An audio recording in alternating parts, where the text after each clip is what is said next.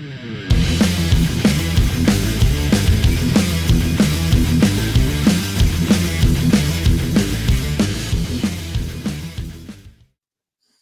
right, welcome back. Welcome back to the Jiu-Jitsu Motivation Podcast. Greg Melita here, second degree black belt, owner of Hampton's Jiu-Jitsu. And I'm Brian DeLuca, Jiu-Jitsu black belt and author of Jiu-Jitsu for Small People and Other Weird Shit I Think About.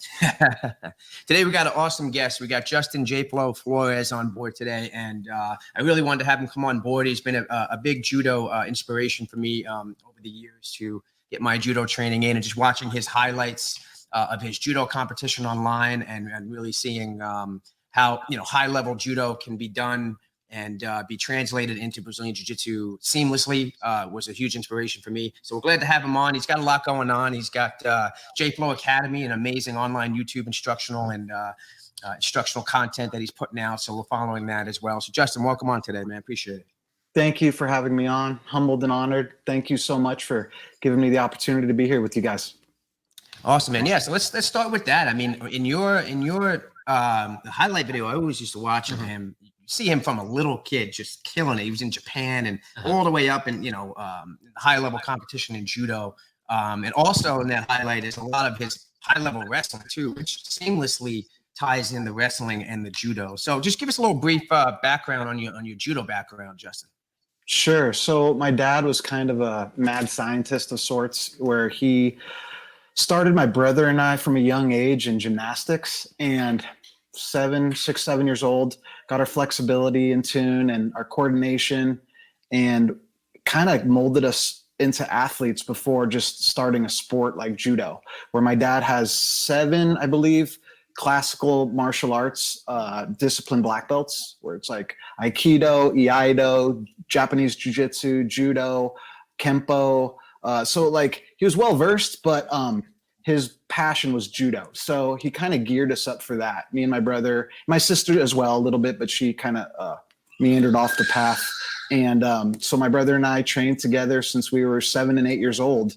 And we developed together and trained every day, twice a day, growing up until, we were in our 20s. And I started wrestling somewhere in the middle of that, right when I entered in high school, when I was in 8th grade, and my brother was in high school at the time. And we hadn't really done any wrestling before that. I had maybe I did one tournament that I didn't practice for in 7th grade, which was the Greco State tournament. And I just did a bunch of arm spins and hip tosses, and I won it, but I didn't know the rules. So it was very easy to cross over into different disciplines using my judo. Just whatever I was able to accentuate was the focal point that would work in crossover disciplines, whether it's freestyle, folk style, wrestling, Greco wrestling, or jiu-jitsu, which didn't come till much later, where I would cross-train in jiu-jitsu in my peak and heyday in my late 20s, mid-20s, when I was training all over the country and over the world. To get some good Newaza training, I would go to different academies locally in Northern California and Southern California and upstate New York and the Midwest, just so I could, keep learning and progressing and not just stay redundant with every day is the same day training with the same people, Groundhog's Day, which was my biggest drawback to where it would burn me out. So I like to kind of diversify who I was training with and what styles I was training. So now you mentioned multiple types of wrestling, right? You mentioned freestyle, Greco-Roman, collegiate, I think. But how did the transition work between judo and the different styles of wrestling? Because that's really interesting too. Yeah. So I think one of my bigger regrets is not focusing on freestyle wrestling at all. I cross-trained freestyle rules, but that rule set and judo are, I think, the closest related to any of the grappling disciplines. The scoring, the tempo of a match, it's very similar to a judo match, where if you throw someone with like high impetus and they land on their back, you get a higher score. Whereas in folk style, it's more like jiu-jitsu almost, where if you take them down and control them after, you get a score. So folk style was probably the least translatable to seamlessly integrate judo, but I think in the long run, it helped the most, because for MMA coaching, for grappling itself, to get that control element. Whereas in judo, you could throw someone and you both land 6 feet apart, but you threw them flat on their back, you're getting a big score or possibly win. And the same is true in freestyle, where I cross-trained with a lot of freestyle champions and did better than hold my own. But that just wasn't my focus. I was a judoka and trying to win the Olympics, and that was my ultimate goal since I was 7. So sometimes I couldn't see past that, and that might have been a little bit detrimental long run wise. So I think I could have probably branched off and maybe even been more successful because I wasn't stuck in some kind of paradigm like a judo closed box where I only do these certain moves and this is what works because this is what's conventional.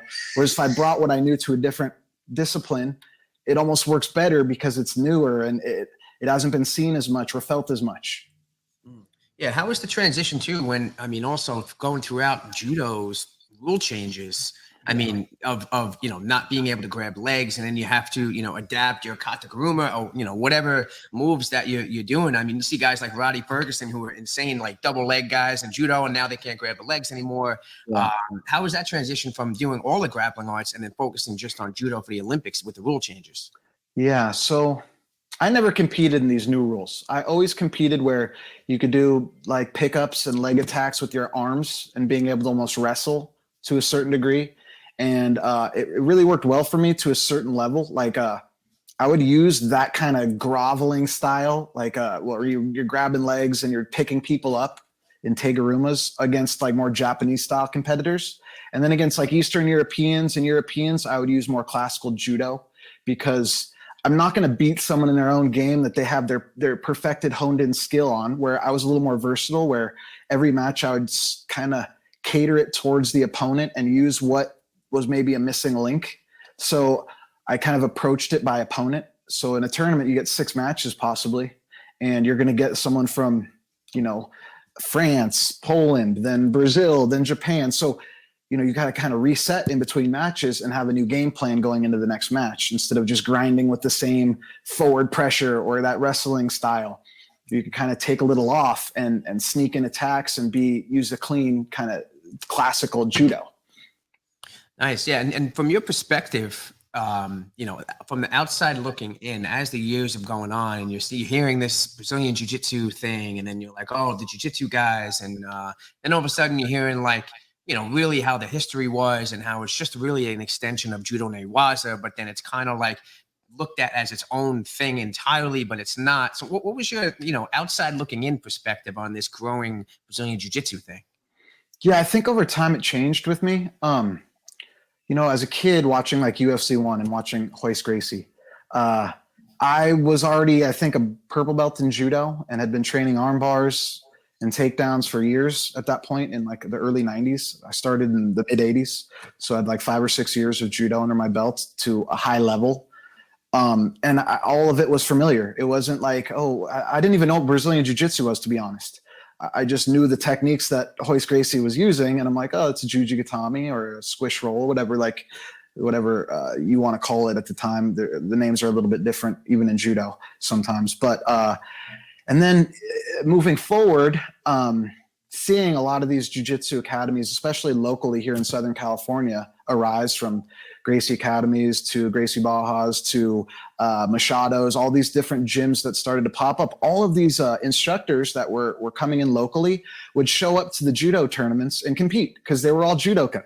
So you got a good harmonious blend of Armenians who were here in the early 90s because the Soviet Union disbanded and all those countries became their own countries.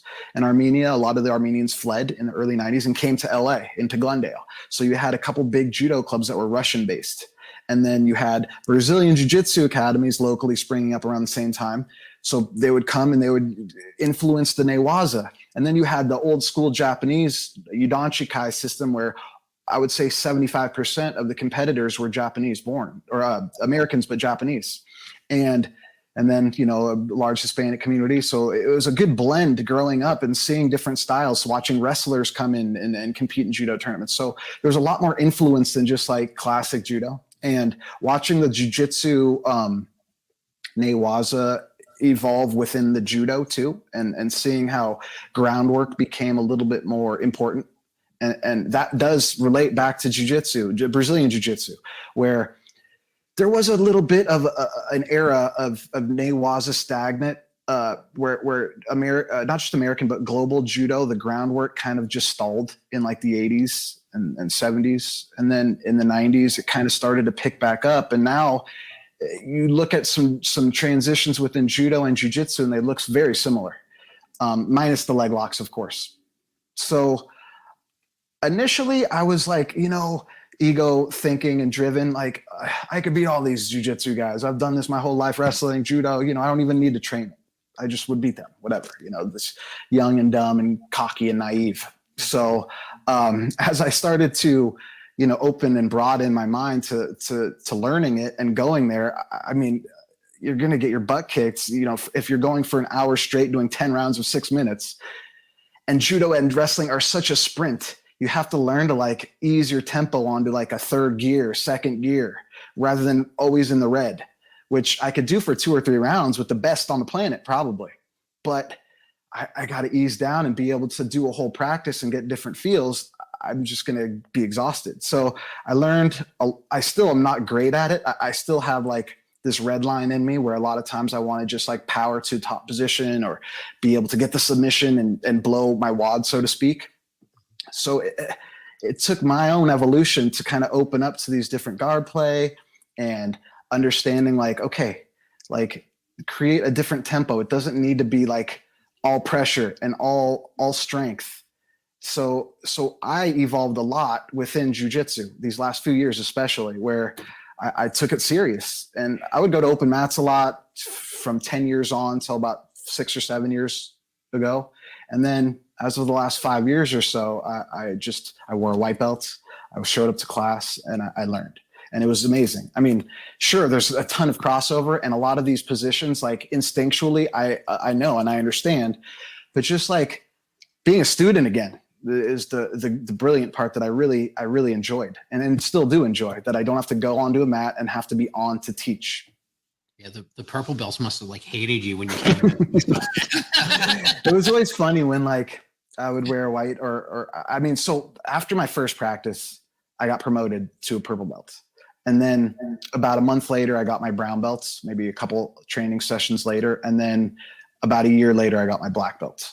But I was pretty consistent, and I went under like a real instructor that, Fabio Santos is one of like the premier OGs in this area, especially. He got his black belt from Hickson, and he's about the same age as Hickson.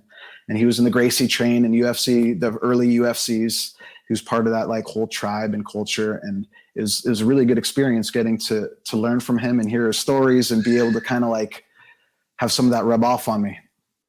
Yeah, see, that's a huge thing, is the background you had in judo, and then all of a sudden go in there with a blank canvas somewhere in a BJJ academy and really open your mind up, instead of like, you see a lot of people now in BJJ just trying to learn leg locks for the sake of defending it, not really just trying to truly learn a new system. Yeah. You know what I mean? Where you had no ego, went in there, opened up, hey, what can I learn from this and add to my game, rather than, let me just do judo on these guys. I think that totally. that speaks volumes. And I also want to bring up, like, after really studying judo and trying to, I think there's still a lot to come as far as the fusion of the two styles. Like I see in your new J Flow Academy, how you're breaking it down. You're like wrestling. You're like, what do you call it? Combining judo and jiu-jitsu? So I call it wrestle judo jitsu. It's like, it's one of those like gimmicky hashtags, but there's a lot to be said about it, especially when I'm training like mixed martial artists, because there's so much overlap. Like I'm going to use these wrestling tie-ups to use a judo takedown to then submit someone with jiu-jitsu. So, I try to use those arts seamlessly together, whether it's in a gi or not. And I just like kind of playing with breaking down those walls, because yes, I do think that it's good to have these separate disciplines in their own boxes to just keep them pure. But competitively, a lot of the overlap is what might work. The transitions to the ground, being able to be a step ahead, where you're gripping and you're using their off balance to get a knockdown, and then you're already using like, whatever submission to already be performed as the knockdown's happening, rather than like settling into a half guard and slowly playing the game. So, that's kind of where I want to like have my influence known. Those kind of elements where, these concepts that are taken mostly from judo, that can be utilized in either jiu-jitsu or wrestling. So these paradigms aren't just like a closed box where there can be evolution within them, but from the outside in instead of from the inside out. Do you think also too, like, because, and I've seen some of your videos using judo in wrestling, right? And so many people are so stuck in that idea of stance, like, because the wrestling stance is so different than, a judo stance or even a jiu-jitsu stance. Definitely. And when you're bringing those judo pieces in there, combined with that stance or moving that stance, it's just different judo takedowns that really become really effective. You nailed it, because, and sometimes I do look at some of the comments on some of the videos that I do post, and you get just, people who have wrestled their whole life and they know shooting and they know sprawling, and that's where their bread is buttered, and that's what they understand. And yes, that kind of game is the predominant American style of wrestling, and especially in the Midwest or in the Big Ten, where all of that has evolved from University of Iowa back in the 70s and 80s, and Dan Gable's process of coaching and how, go through the wall, don't go around it, where, yes, but that leads to a really short career and a broken body. So let's utilize angles and off balances and different styles, different stances, especially like you brought up. Like whenever I teach, especially these fusion classes where I show takedowns with no gi for jiu-jitsu people or MMA types, I'm never in a wrestling stance, because it's just so illogical for those disciplines. A low level wrestling stance, you're going to get your neck taken off with a guillotine or 10-finger chokes or an MMA. Come on, you're in striking range. You're going to get blasted in the face. So a lot of unlearning for people that have been conventional wrestlers to cross over. You still see that where people come right from wrestling into MMA or into jiu-jitsu, and they can't break these habits that have been ingrained for years. They're over specialized to a certain degree. And you see that with judoka coming to MMA. You see that with a lot of people that want to cross over. It's just they spent so many times in these redundant movements that make sense within their sport. But once they get out of their sport, a lot of times their style doesn't really connect with their future in MMA or jiu-jitsu or whatever other style they're trying to get better at, because they haven't really probably immersed themselves into that sport. They're just using what they know. Yeah, no, it's a huge point. I still think there's a huge amount of evolution still to come. Like I still hear Keenan even talking about the fact of Brazilian Jiu-Jitsu guys can wrestle up from the bottom, where in Jiu-Jitsu now it's more about, okay, one guy is, there's like a gentleman's agreement. One guy's on the bottom, one guy's on the top, and then you're going to try to sweep. But what about coming up and wrestling up or trying to get that's a whole avenue yet to be discovered. And I've even been like experimenting, with, instead of trying to traditionally sweep in BJJ, come up and then tie a toshi. You still get two. Totally. From the bottom, you're playing guard, come up and tie a toshi. And there's a lot of people that say don't do the judo takedowns that give you back.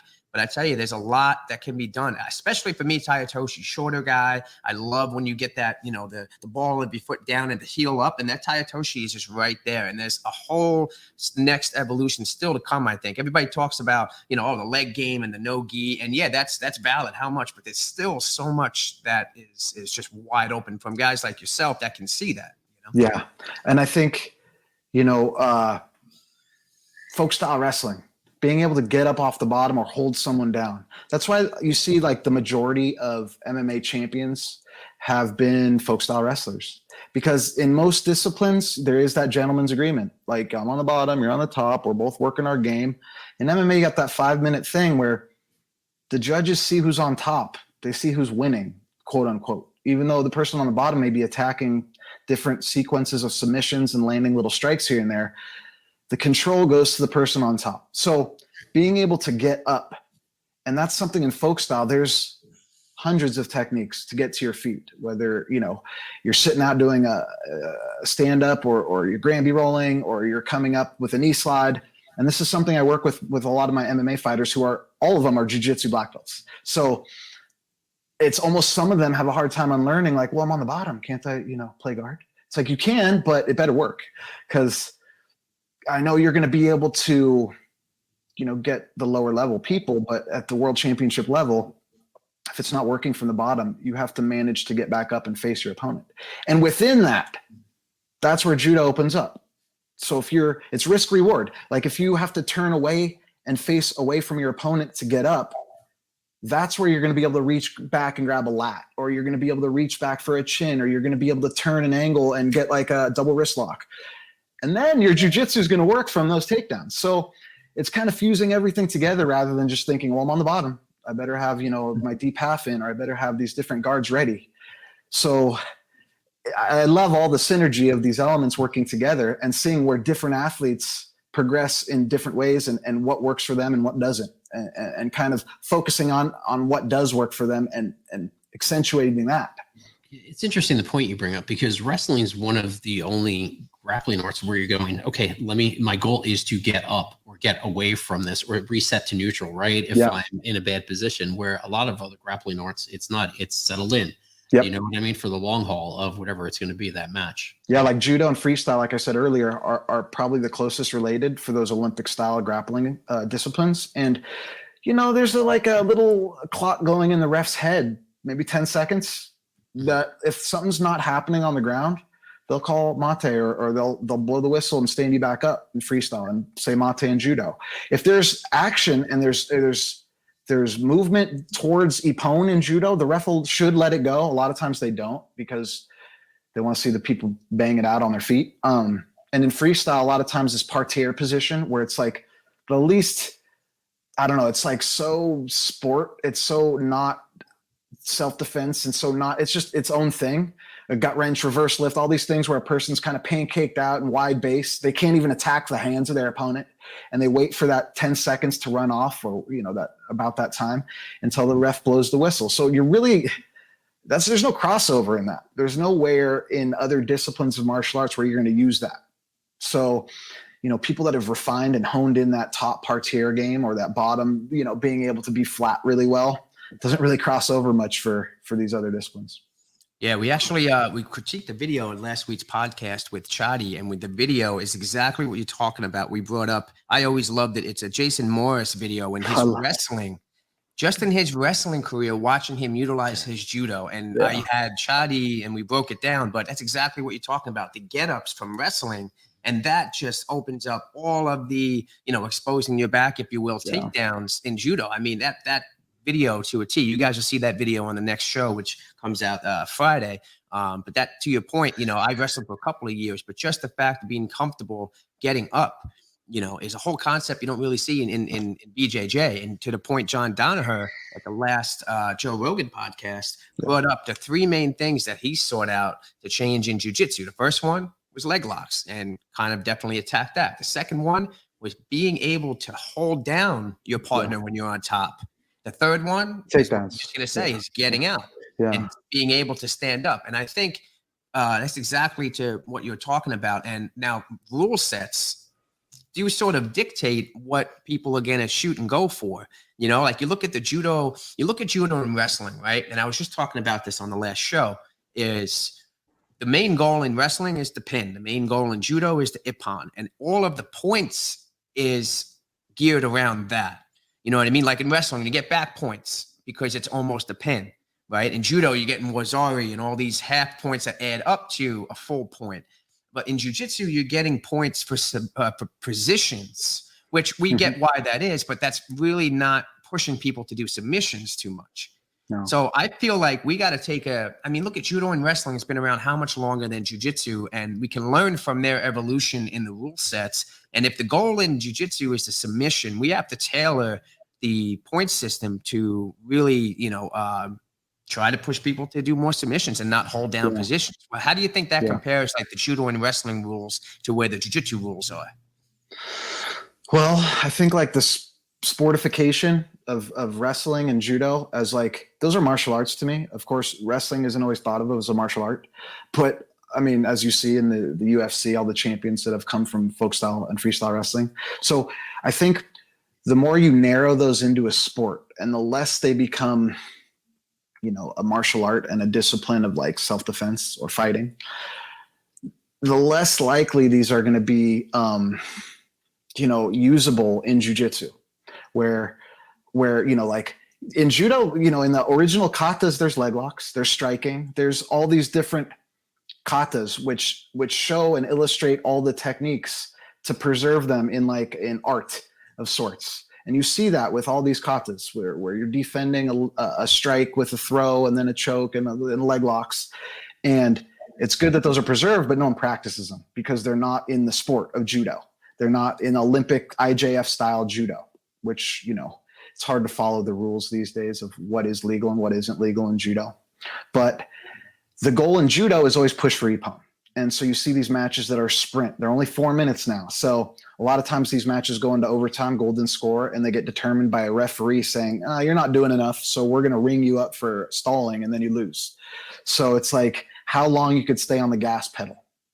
Whereas you watch jiu-jitsu and some of these sub-only tournaments where, you know, people are engaging in these submission attempts so many times that a lot of times it almost, I hate the word digresses, but it goes into people attacking the feet and going into 50-50 and playing these ashigarami, these games where, you know, if you don't understand what's going on, it's like, okay, they're both going for it, but, you know, they're both sitting on their butt and it doesn't look like they're taking chances. So I think within each sport and discipline, and like I said with wrestling, I don't want to exclude, where you see the sportification, you see people playing parterre or getting a push out. That's a point. A lot of times that's how matches are dictated.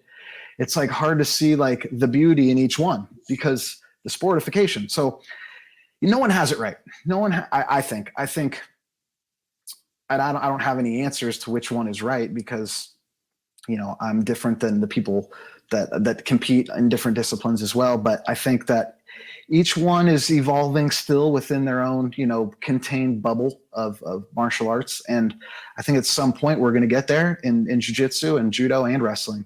As you see, wrestling almost got cut from the Olympics and they made a lot of changes. They made so many changes to the sport. And now I think they're closer to like the truth, where I think the better person does kind of win. They're not picking colors out of a basket to see who like has choice for a body lock or some ridiculousness. Mm-hmm. And then for judo, they added the golden score.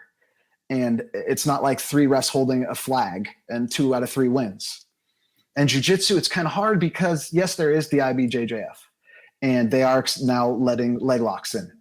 But those positional scores sometimes to me don't even make sense. Like if I throw you into mount, I don't get all those points that I should have gotten for positionally doing it incrementally. I just get the takedown possibly, rather than like, if I pass your guard and then I move to mount, I get a lot more points.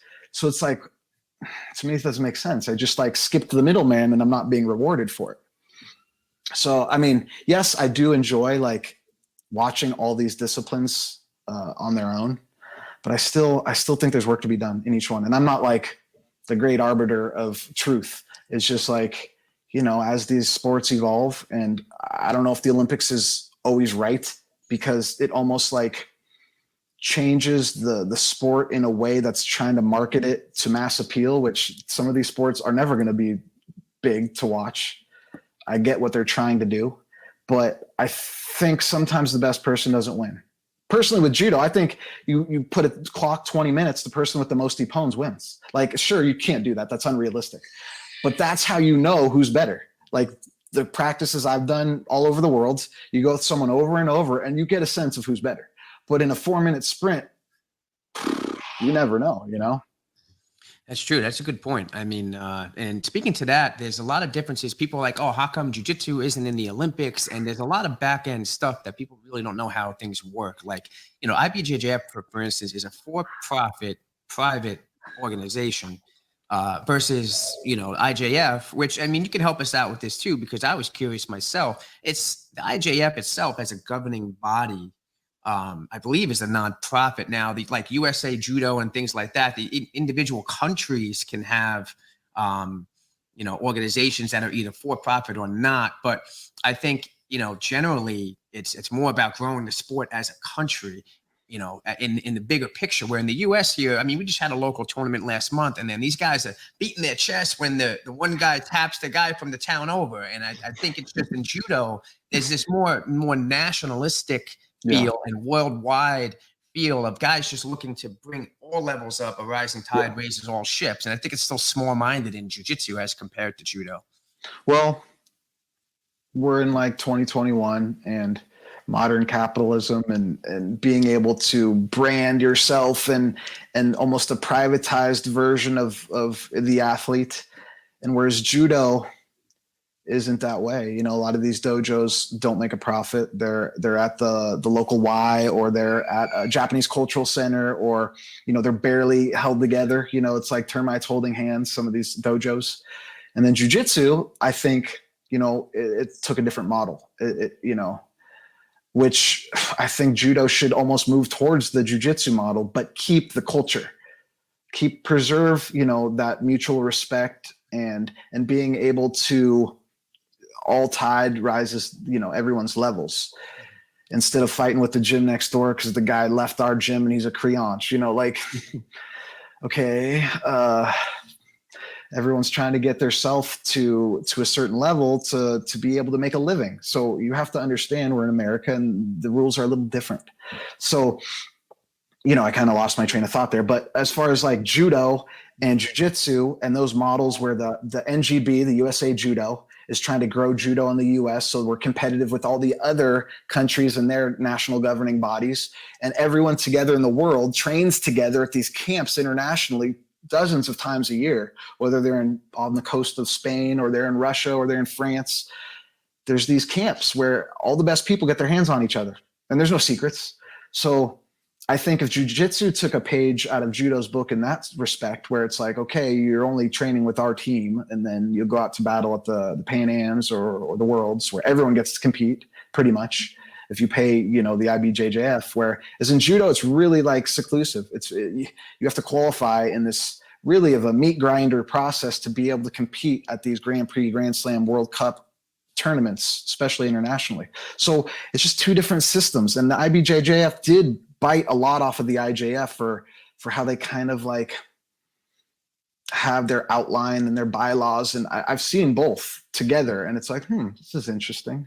Where some of the same people are involved in the highest level. So there is crossover. It's just, there's a different culture. And at some point it would be nice if both of these sports, I might get, you know, some flack for this, just become one thing, where at some point, decades down the line, or hopefully sooner, you introduce leg locks to judo, or you change the amount of time allowed on the ground, and you have a scoring system for different things on the ground as well. It's going to get more complicated. It's going to almost, I don't know how that's going to evolve, but it would be nice because they're so closely related and they come from the same place that it would be great to almost reunite them at some point. And sure, it's the one's so sportified, judo, that, you know, you're giving up your back for 15 seconds till the ref stops you.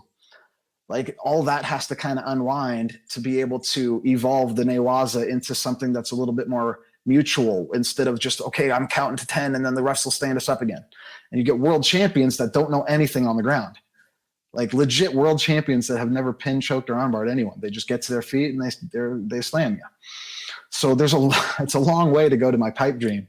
And I don't think I'm alone in this, but I think if you talk to like really competitive judoka and really competitive jiu-jitsu, I don't think you're going to get people that see that the same way as I do. But a lot of them are really like in their own echo chambers. They don't have enough time to see outside of their bubble. So as I've gotten older, I'm in my 40s now, I've gotten to, you know, get a taste of both worlds and see that, okay, these are two incomplete arts. What's the problem with uniting these two, or at least biting off of each other so the cultures aren't so drastically different? Yeah, that's huge. I mean, and you said it right there. It's like part of it. It's like, you know, I don't think Brazilian Jiu-Jitsu has any business trying to even be in the Olympics. If anything, it would be a sport of like grappling, no gi kind of. But to somebody else, I mean, they see judo already in the Olympics and they see wrestling. They're like, why are we adding another, you know, martial art in there? But if you're right, you know, judo guys take a page out of the jiu-jitsu guys' books, like, you know, they're privately run, you know, high-end businesses that are making a profit for the business owner, you know, or trainer or head coach of the place. It's going to help support them in their lifestyle to train. But then in the judo aspect, the jiu-jitsu guys got to take a look and be like, why are we battling against the team that's next door? You got to be, you know, looking at a worldwide picture of things and, you know, nationwide, growing the sport, you know, spreading it around. So I think, like you said, I mean, I like that idea of a hybrid. I think hybrid makes sense because everybody can learn from different arts. And I think there's a lot to be said for how judo and jiu-jitsu, I mean, like you said, Brazilian jiu-jitsu, it's really just judo newaza concentrated. I mean, that's exactly what it is. Let's switch to the topic a second. Sure. How was, and what in your career coming up to judo, at what point did you specifically focus on training and helping Ronda Rousey? Because you guys came up together, I believe, right, in judo and competing and competitive nature of judo. And then she obviously went the MMA route. How did that come about? So Rhonda's mom, Anne Marie Burns, originally, she and my father were teammates in judo growing up in the 70s and 80s. And they both trained out of the same dojo in Los Angeles, as did Jean LaBelle. And there was like a big culture of judo and traditional martial arts in Southern California, predominantly in Los Angeles at the time. And they were really close friends. And my dad would help coach Anne Marie. And then Anne Marie left California to go to South Dakota. And she came back in the late 90s with Ronda. And so my dad is Ronda's godfather. So she would come and stay on our couch for weeks on end, and me and my brother would be training, and she would just be, just another partner that we would all, battle with. We needed our workouts, so we would not take it easy on her. And this is young Ronda, age 13, 14, 15, all the way up until her mid to late 20s. I got my hands and got to train with her and train her as judo and as no-gi judo, grappling for MMA. So after she and I finished doing judo in 2008, she kind of was lost, didn't really know what she wanted to do with all this, like a lifelong skill of a discipline that doesn't really show you the money afterwards. And she, my brother was kind of someone that always brought up MMA to her. I'm not saying it was his idea, but, he brought up Cyborg and showed her what that was, that kind of world was all about. And she decided to fight. And then within a year or two, I moved back to California. I was living on the East Coast.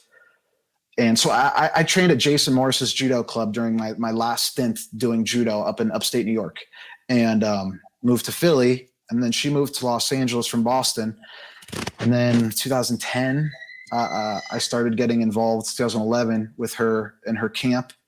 And then I made that a more permanent thing when I moved back full time. So yeah, it was kind of a meteoric rise that I got to be a part of and see firsthand, just like, some of the experiences I'll never forget, obviously. I mean, it was one of the biggest things that there was at that time. And I was really fortunate to be a part of it and to help the cause and oversee and watch and take care of and train someone that I've known forever, someone that she trusts me, I trust her. And there was never any kind of like, things got really kind of strange at that point in her life because people were coming out of the woodwork that, knew her or were not so much friends, but acquaintances that wanted to be a part of things. And that's never how I really looked at it. I almost dragged my heels a little bit. She wanted me to professionalize our relationship. And I was like, well, dude, are you sure? I'll always be like big brother. She's like, no, definitely. So, and from then on, I'm really fortunate to have been able to see firsthand what it's like on the inside of a championship, fight camp and caliber athlete, to then, take that and all those experiences of my being a competitor in wrestling, judo, and I almost learned jiu-jitsu to a high level because of Ronda needing a body that understood, more than just like wrestling and judo, because a lot of these opponents don't have those bases. So I needed to be able to threaten sweeps from the bottom, leg locks, different things that would help her evolve too. So I took that upon myself as homework. And sure, she had Henry and Hero and Gracie, which are great, but they're like 6'4", 6'5". So it was almost unrealistic, some of the like partnered training that they would do together. Sure, as instructors, great. And I learned a great deal from them because I was roommates with both of them for weeks on end in different continents for her fight camps. So I learned a lot, and it was just a great overall ride. And from then, after she finished, I was getting, offers to be a trainer to all these different fighters that, thought the secret sauce resided with me. And I mean, I almost had imposter syndrome about this, because it's like, I wasn't like an Olympic champion, or I wasn't an NCAA champion. Why are these people coming to me, But then, I thought long and hard about this, and I really started to take this on as a challenge to myself, that I can do this. And this is something I like to do. It's something I want to have longevity in, and it allows me to work with world-class athletes daily. And I really feel like I'm thriving in this place of like a high-level elite MMA coach. And I do coach a lot of high school wrestlers, and when they come back from college, I still train them. And I work with judoka. I'm going to the Olympics here in 3 weeks to be one of the USA Judo coaches. And then for jiu-jitsu, I train some of the who's who for jiu-jitsu to help them with their wrestling and fuse it with their jiu-jitsu, or help them with their judo to help it fuse with their jiu-jitsu. So it's been overall, man, I've been really blessed. So what was one of the hardest things from going from athlete to coach? Like, what was the hardest thing you found? Realizing it wasn't about me. Like, understanding that, because I had a hard time, because a lot of the times when I was an athlete, I was solo. Sure, I had coaches, but I was on the road by myself a lot in Europe or training. I didn't have anyone, breaking things down and with an outline, with a periodization and a way to build. It was just like me figuring it out. So I always wish I had someone that was like, can cater things to me. And, that's really difficult in an amateur sport. There just isn't enough like juice to squeeze out of the lemon. Yeah, so now with, professional sports, MMA mostly, but jiu-jitsu, I do consider a professional sport more than judo or wrestling. There is money to be made if things are worked out right and everyone's happy. And so being involved and as a coach, I always put myself second, and I try and see what's best for them, whatever the situation, whether it's warming up with them, whether it's helping them with their weight cut, whether it's strategizing and game planning, whether it's like an 8-week fight camp and I have to like dictate all their workouts and put it into a broken down hourly, daily schedule for them, kind of managing. So I get a lot of experience with each type of athlete. So it's been a pretty well-rounding experience. That's amazing. I got, from your perspective, when Ronda Rousey came on the scene, what did that do for judo in general? I wish more. I think some balls were dropped. Sure. At the time, Ronda was a little disgruntled with judo in general, just because she wasn't the Olympic champion. It didn't provide for her in a way after that she thought she could. Everyone has this almost misperception, and I'm not blaming Ronda by any means. I was in the same boat. After judo, there's going to be something there at the end of the rainbow waiting for you to make you feel validated for all your life choices to that point. But there really isn't. You kind of have this depression that kicks in and you're done, and then you're waiting tables or living out of your car. I had an 18-year-old boss when I was 30 telling me to clean up the puke under the table. It was just pride swallowing, so you could be embittered by it. And I think the powers that be maybe dropped the ball a little bit with being able to publicize what she was doing in MMA and kind of utilize that to propel judo itself, especially here in the US. I think it got a lot of eyeballs on judo, and it made people kind of reinvestigate the hidden powers behind it. But I think there was a surge, and I think that kind of died off. And I think, what has happened a little bit is where judo academies and judo instructors kind of get absorbed into jiu-jitsu academies, and there's judo within those academies, which is good. And I think that's keeping judo in America, at least at the recreational level, going. But at some point, we have to reestablish our own identity as far as competitive judo, and having a structure that forces younger kids into the next tier and then develops them as the next crop that's going to be in 2028 or the next Olympic. So I think with Ronda's like hyperbolic rise to the top, there was a lot of eyeballs on the sport of judo, and it did help, which I'm totally thankful for. And I think in the long run was a great thing. Yeah, I mean, you hit the next topic, which was, I mean, when she came on board, I mean, for me, it was Caro Parisian when he just came Caro on the UFC scene, and it just so happened, and I was like, oh man, I was watching judo and I wanted to do it, and now I really got to do it when I see him come on. And then it just so happened that next month he was doing a seminar in Long Island with one of my friends at his academies. I went there, but this was like when Caro first came on, so we're talking 2003, 2005. Yeah, so I went to the seminar, and just like Jimmy Pedro, he used me the whole time to uke. He must just have that face. Oh man, yeah, it was great. And let's just throw this kid. Yeah, oh man.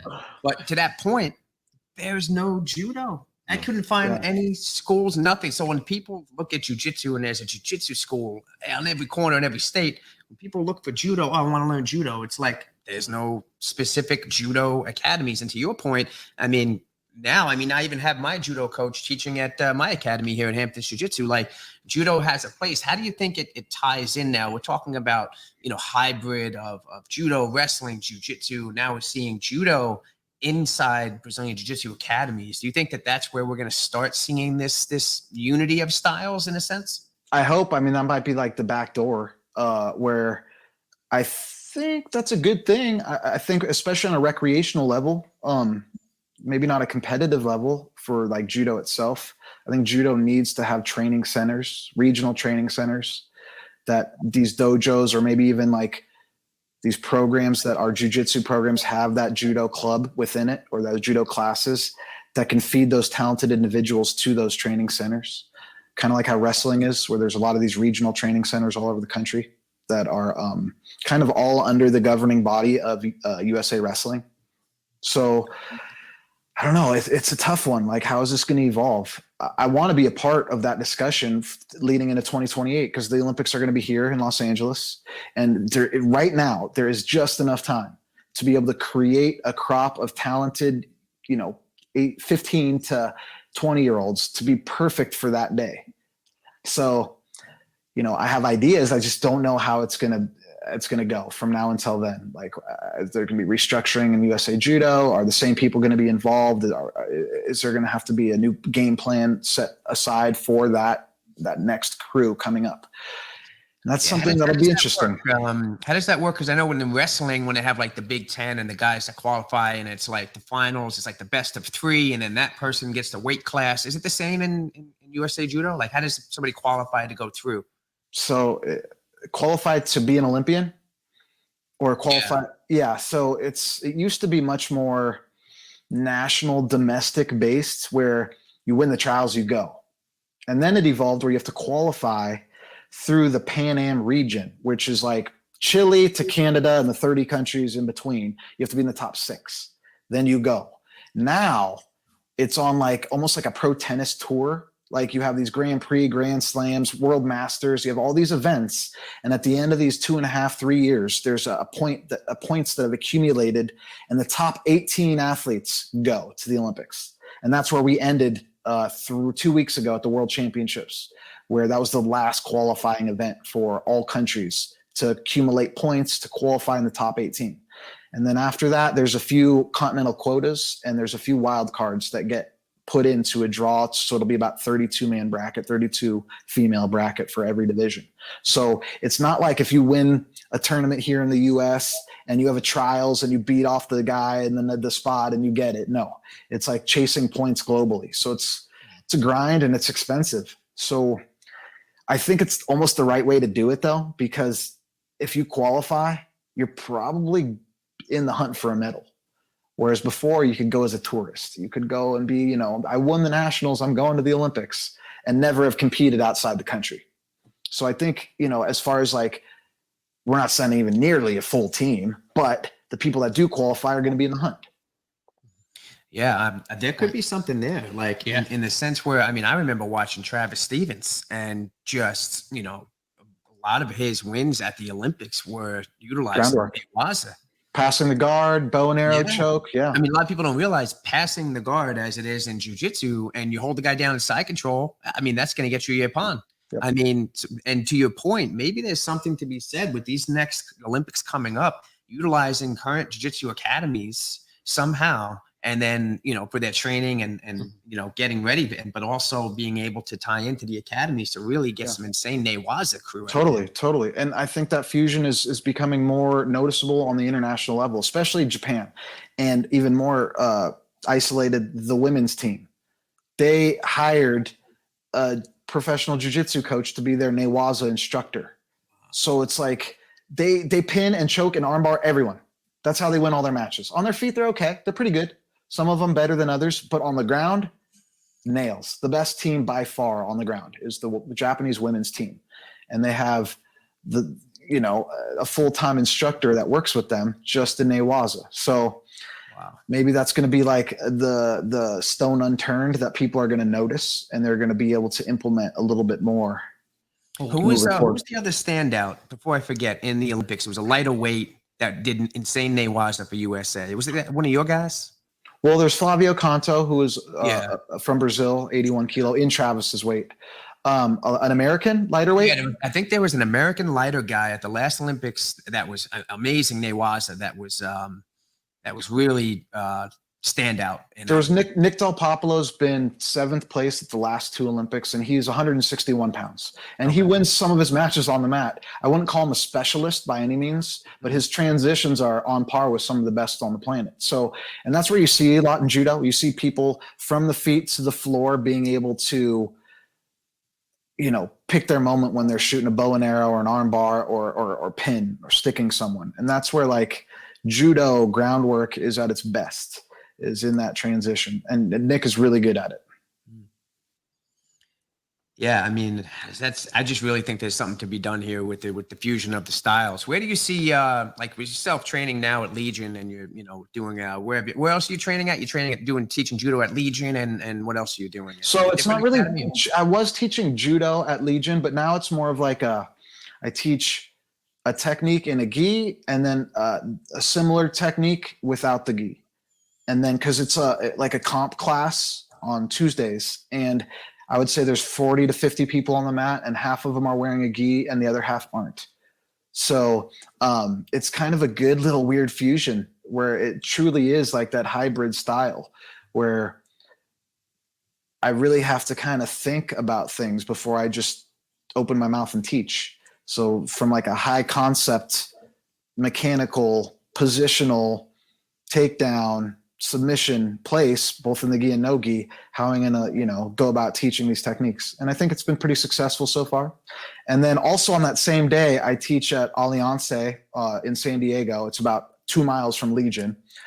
And I don't know, the whole jiu-jitsu community thing about the rivals next door, but I teach a wrestling for MMA class, which there's judo concepts and there's some jiu-jitsu concepts, but it's mostly wrestling and predominantly mixed martial arts. You'll get Kat Zingano in there, Angela Hill, JJ Wilson. You get people coming in and out of that class of big names, and then people coming up that are working to be those big names.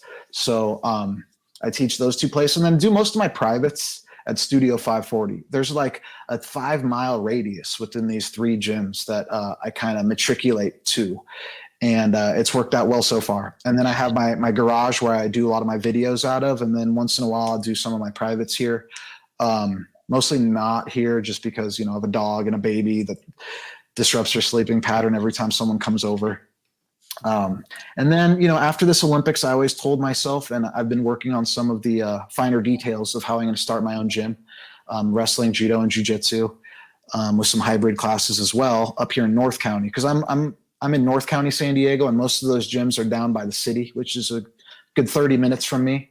So with 2 kids, I'd like to be a little more local, as far as where my presence is made and where I have my own academy. And that's coming down the pipeline.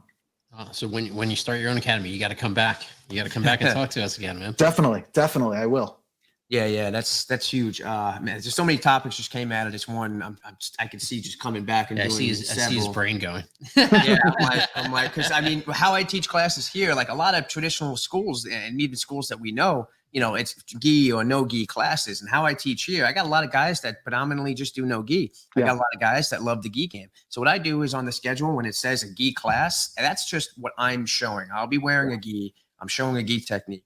You're welcome to come no gi. You're welcome to stay gi. And vice versa. You're just going to have to adapt the gripping or the technique. Because we got, I mean, like you said, you got guys on the mat, half of them are gi, half of them are no gi. You can't try to dictate, you know what I mean? Gi, what are these people doing? Yeah. So I think that's huge. I really think now you're seeing that. And what else we got coming down the pipeline for J-Flow? So I heard an academy here. You got this production with these the online technique videos. You got these classes at different jiu-jitsu academies specializing in hybrid style stuff. What else you got coming? Well, the Olympics, I'll be leaving in 3 weeks for Tokyo. That's something I've always, envisioned myself doing, and I could kind of be able to close the chapter on my life in that regard. I mean, I want to be involved. It's just really difficult with 2 kids, 2 young ones, to be traveling all over the world, and especially in this COVID era. My son has to miss 2 weeks of school every time I leave the country, which is like way too often. So after this Olympics, I'll probably take a step back and focus on, my academy and building that, and my online repository of videos and being able to promote that. And, just raising my kids and trying to do right by some of these MMA fighters that I coach and corner, being able to travel with them a bit more. Sometimes I can't go because I'm either obligated to USA Judo, which is a huge pay cut. And my opportunity costs of choosing to be an Olympic coach and this whole journey has costed me tremendously financially, just because, missing these fights is where my bread is buttered a lot of times. So now I'm excited to get back into that a little bit more. And being a little bit more involved in that regarding MMA fighters. So, yeah. Wow. Yeah. I mean, I'm curious, definitely curious to see on your academy. We got to keep in touch and talk, because I'm sure we both could, come up with some crazy ideas and some really good best practices ideas. Where can everybody, keep in touch with you, with your social media, website, and your new videos that you got? Sure. Yeah. My website is jflowacademy.com. I run specials on instructional videos. There's a lot of different series that are available where you could practice, your power pummels or your ultimate uchimata or tomoinology, and all these different sections that can help you, utilize those techniques in a full spectrum of like a series of how you put your hands and what positions it's available, and how you're able to use these different techniques.